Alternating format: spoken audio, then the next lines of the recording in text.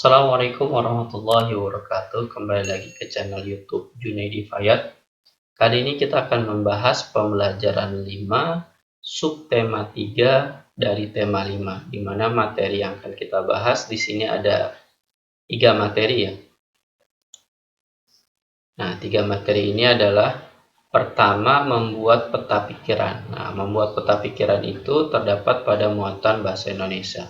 Nah, seperti inilah peta pikiran yang contohnya ya, bukan yang akan kita buat ini adalah contoh dari peta pikiran yang akan kita bahas. Kemudian yang kedua adalah faktor-faktor yang mempengaruhi keseimbangan ekosistem. Nah, salah satu bentuknya ini nih. Hal yang dilakukan pada gambar ini adalah salah satu faktor yang mempengaruhi keseimbangan ekosistem. Kemudian yang ketiga, kalau faktor yang mempengaruhi keseimbangan ekosistem adalah ini sumbernya dari muatan ilmu pengetahuan alam. Dan yang terakhir, yang ketiga adalah materi yang ketiga adalah berdasarkan fungsinya karya seni rupa dibagi menjadi dua, yaitu seni rupa murni dan terapan. Nah, materi yang ketiga ini bersumber kepada muatan SBDP. Nah, contohnya ini ya, yang tertera pada layar HP atau laptop kamu. Ketiga materi ini akan kita bahas pada pembelajaran 5 subtema 3 dari tema 5 ini. Oleh karena itu, yuk sama-sama kita bahas materinya. Siapkan diri kita cermati dalam menyaksikan video pembelajaran ini. Yuk sama-sama kita bahas.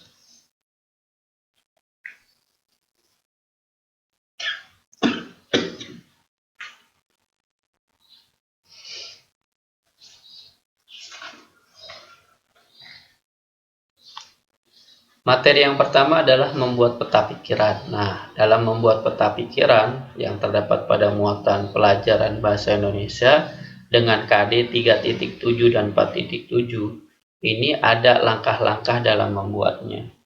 Contohnya tadi sudah kita saksikan ya di awal di slide pertama bahwa peta pikiran itu terdiri dari garis-garis ya. Boleh bentuknya garis-garis yang seperti tadi atau bentuknya menyerupai pohon. Nah, itu selera dari si pembuatnya saja. Adapun langkah-langkah dalam membuat peta pikiran itu ada 4 langkahnya sebelum kita membuat peta pikiran. Yang pertama adalah tuliskan ide pokok dari setiap paragraf. Nah, dari setiap paragraf yang kita baca itu kita tentukan dulu atau kita tulis ide pokoknya.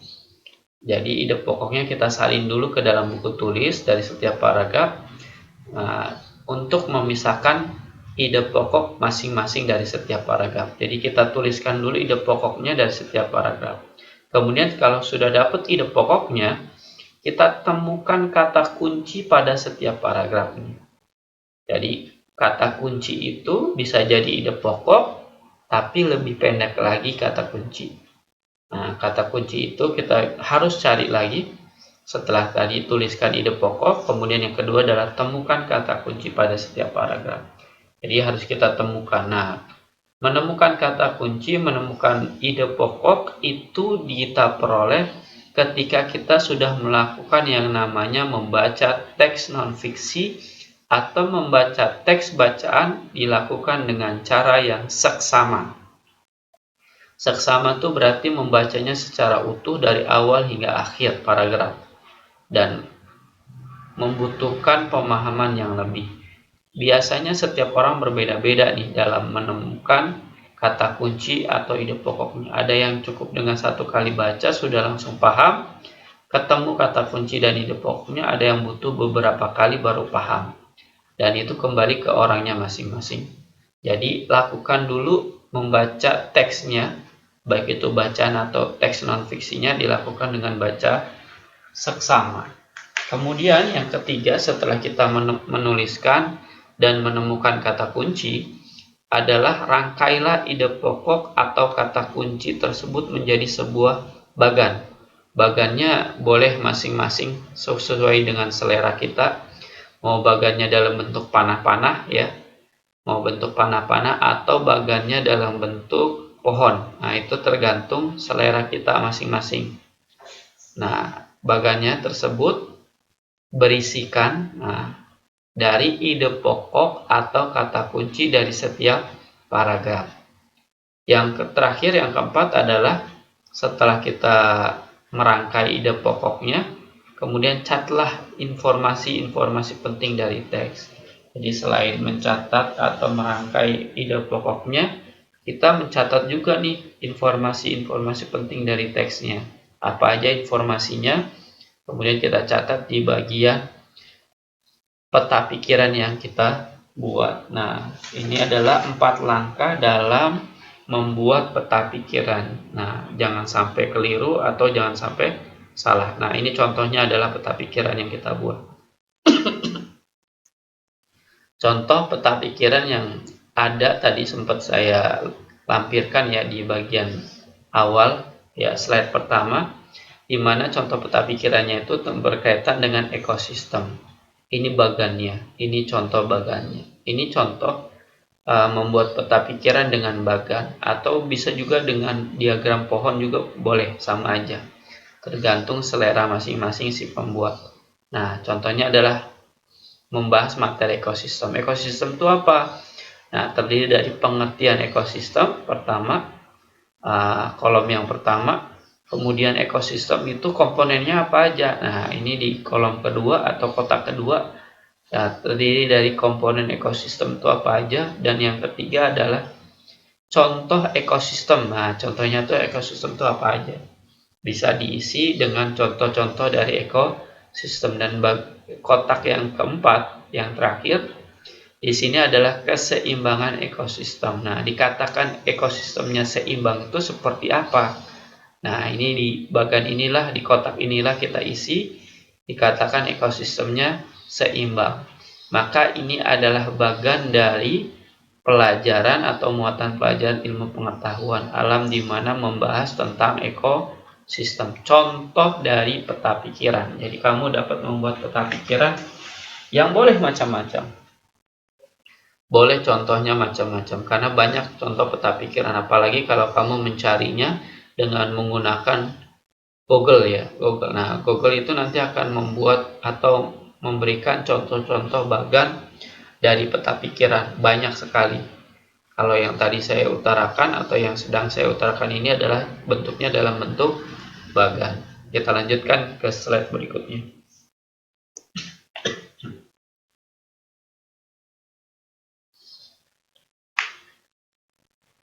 Nah, pada materi yang ini, yang kedua yang sedang kita saksikan ini adalah materi yang kedua, di mana materi yang kedua ini adalah materi yang bersumberkan berdasarkan muatan pelajaran ilmu pengetahuan alam dengan kompetensi dasar 3.5 dan 4.5. Materinya adalah faktor-faktor yang mempengaruhi harusnya mempengaruhi keseimbangan ekosistem.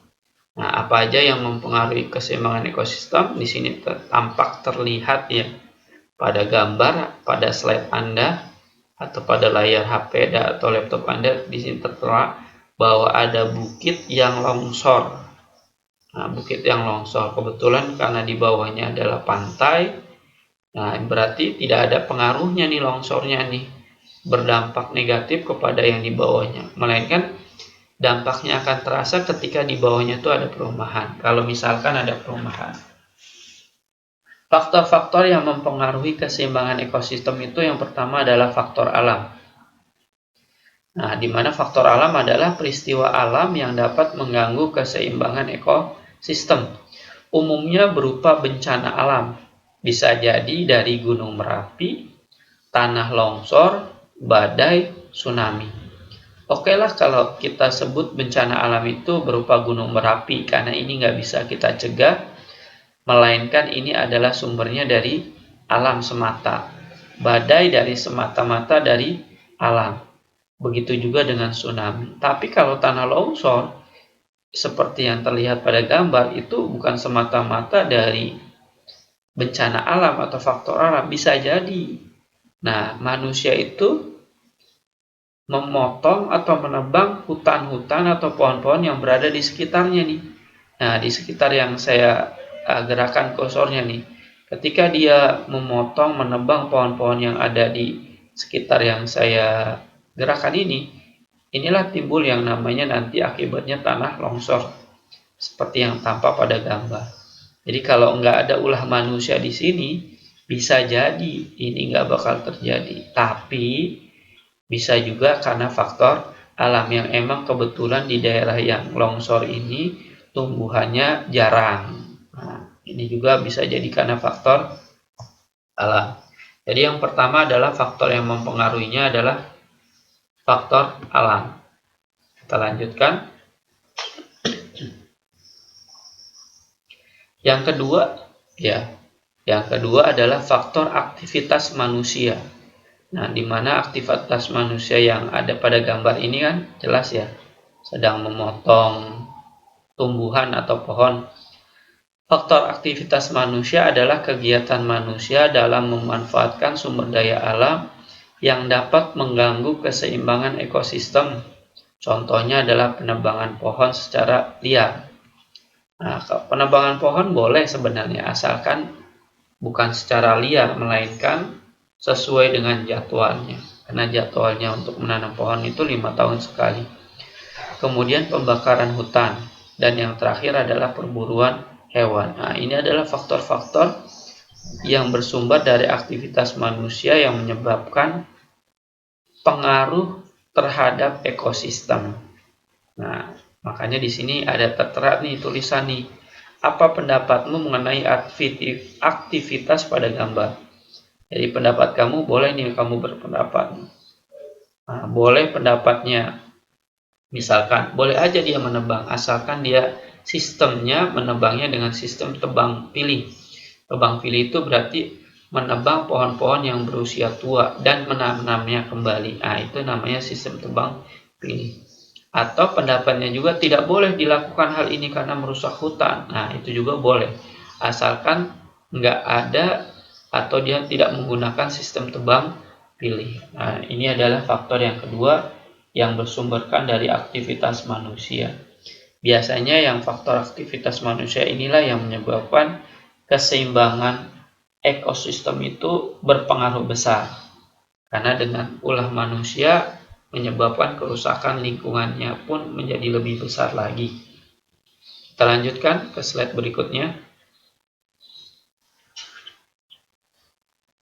Nah, pada slide ini adalah berisi tentang latihan soal, latihan dalam menguji kemampuan pemahaman kamu dalam video pembelajaran ini, di mana terdiri dari 4 soal, dan 4 soal ini terdapat sudah kita bahas pada video kita pada kali ini, atau slide-slide sebelumnya. Seperti nomor 1 ya, langkah-langkah dalam membuat peta ya, membuat peta, contoh peta pikiran, hasil kamu membaca artikel, kemudian faktor yang mempengaruhi keseimbangan ekosistem. Nomor 1 sampai nomor 3 sudah kita bahas, tinggal kamu coba mencarinya sesuai dengan perintah soalnya. Kemudian yang keempat, tuliskan contoh karya seni murni dan terapan. Ini akan kita bahas pada slide berikutnya setelah slide latihan soal. Usahakan dalam menjawab soal-soal latihan tersebut, 4 soal latihan ini dikerjakan dengan hasil kemampuan kamu sendiri tanpa meminta bantuan dari orang lain. Kita lanjutkan ke materi yang ketiga.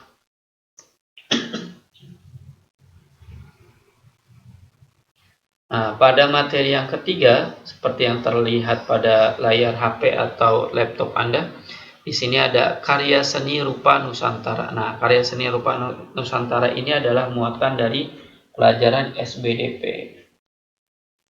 Berdasarkan fungsinya, karya seni rupa dibagi menjadi 2, yaitu seni rupa murni dan terapan. Nah, di sini ada contohnya lukisan ya. Lukisan pemandangan alam yang sangat indah. Mudah-mudahan ini lukisannya ada di Indonesia. Nah, yang pertama adalah seni rupa murni. Seni rupa murni itu adalah karya seni yang dibuat untuk dinikmati keindahannya atau unsur estetikanya saja. Diulangin. Karya seni yang dibuat untuk dinikmati keindahannya atau unsur estetikanya saja tanpa mempertimbangkan fungsinya. Jadi nggak dilihat dari fungsinya, tapi dia menampilkan aja. menampilkan keindahan untuk dinikmati. Contohnya adalah keramik, lukisan, dan patung. Nah, ini contohnya adalah lukisan. Lukisan ini adalah seni rupa murni yang dibuat oleh manusia. Ada juga namanya patung ya, di sini patung. Dan begitu pula dengan keramik. Nah, keramik di sini bukan keramik yang di lantai, melainkan keramik yang digunakan untuk minum. Nah, bisa digunakan untuk minum atau cuma digunakan untuk pajangan. Ini adalah contoh seni rupa murni. Dan ini pula merupakan hasil karya budaya kebudayaan Indonesia ya.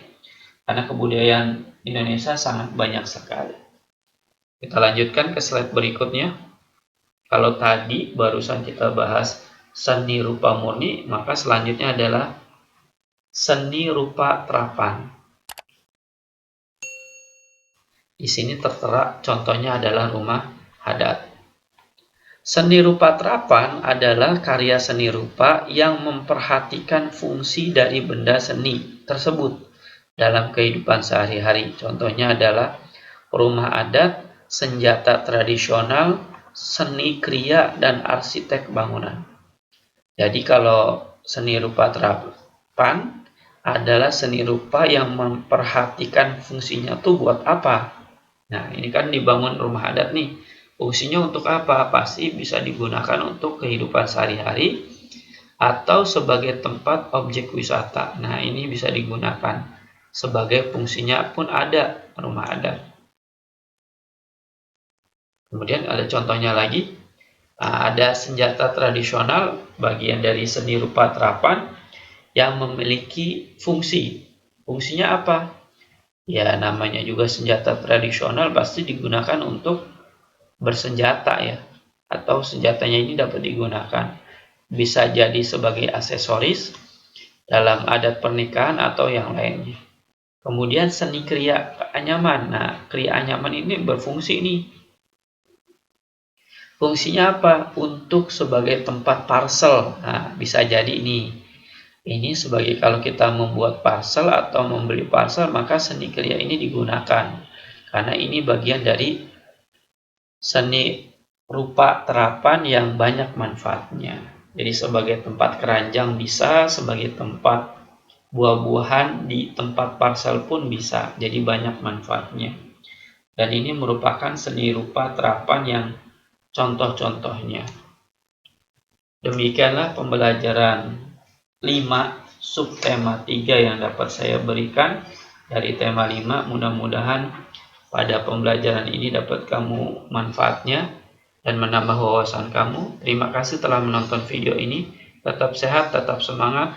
Wassalamualaikum warahmatullahi wabarakatuh.